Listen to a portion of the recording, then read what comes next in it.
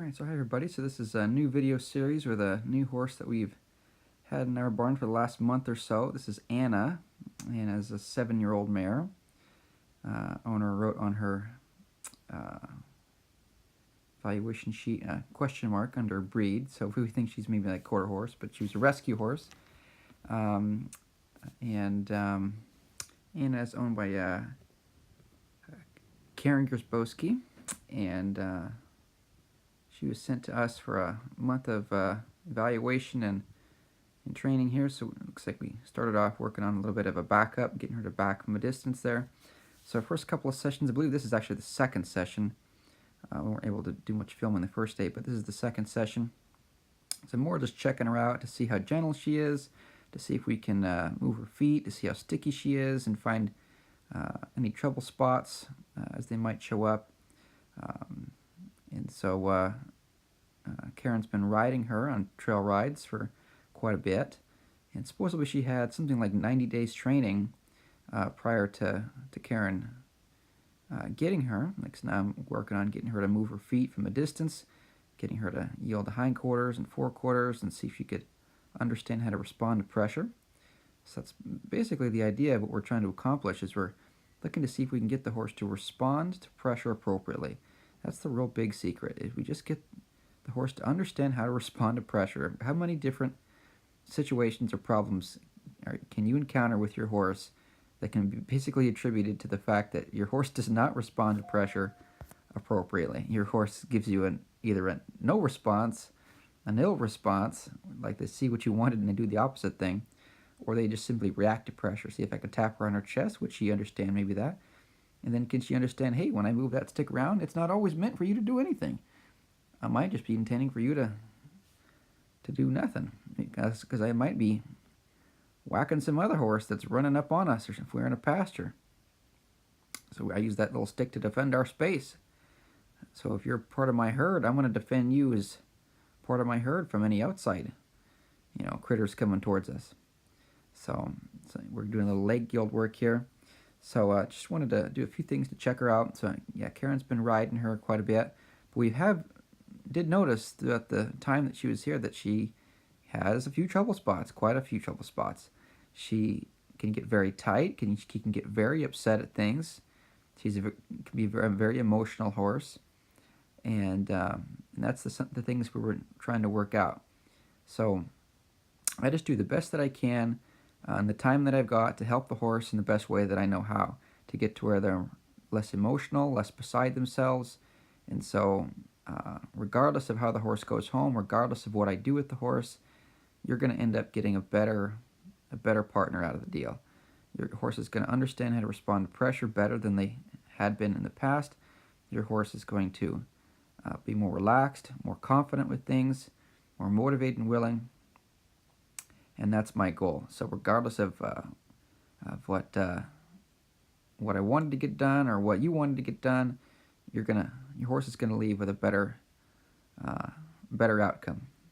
So I don't necessarily start with any goal in mind. There are things I'd like to see the horse get accomplished in the long run, but I don't make any expectations. Looks like she's obviously got a little trouble with her ears there, you see. So we're just trying to check these things out the first few sessions. That's why I kind of have a checklist that I go down. It's a real methodical process that I check each horse out, because these aren't little colts that I raced at my own place and I snapped another rope on there, so that way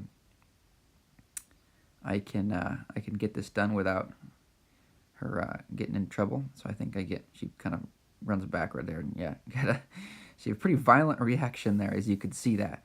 But Karen was, people are trail riding on horses like this all the time without realizing that there are these types of responses. See how defensive she gets? She gets that instinct for her to feel the need to protect herself. She feels that that's a threat coming at her, and for horses, perception is reality. So when she perceives that as a threat, she's going to defend herself, and violently if necessary. A lot of people bring me these horses, and they have this false sense of confidence in that they think that, oh, my horse would never hurt me. And I'll say this: your horse would never do anything to hurt you on purpose, but if the horse feels the need to defend themselves, they're going to do whatever it takes if they feel that their life is essentially is being threatened. So you have to get to where, see there now I took the rope off, so we're just back to the first rope here. You have to get to where they don't no longer feel that need to protect themselves. And so that's what I was trying to do here with Anna. Only were able to do a month or so. We'll see if we end up working with her again in the future. I hope we get to work with her some more. She was a sweet little horse. We got a lot of things accomplished, so I'll do a few more videos with her showing some more progress, some things we were able to get accomplished over the next few weeks. So now I'm just checking her out once again, just checking her out in the flag to see how she operates, handles this. You can see she's going to be a little, the sound is off, but she's a little snorty with this flag here. Kind of, what's this thing about? Never seen a flying plastic bag before.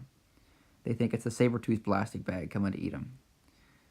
There we go. So I'll just kind of allow the horse to move her feet. So I'm not trying to get her to stand still. See, she'll stand still when she's good and ready. When she's relaxed, there's no reason for her to move. Unless this was my idea for her to move. But right here, I'm just giving her a place to go. So she could learn. See how she kind of gets real confused about what she's supposed to do. What's expected of her. You see that? See how they get kind of balled up there. They don't know where to go or what to do. They get kind of in a little panic. Their feet start to jumble around. They have no clue what they're supposed to do because they've never been exposed to this before. And so, but the horse can learn that she could go forward. She could leave to the left. She could leave to the right. She could roll over behind in the hind quarter and get straight and stop and wait. That's all I'm looking for. There we go. I could sort of follow her with that, and she could wear that a little bit.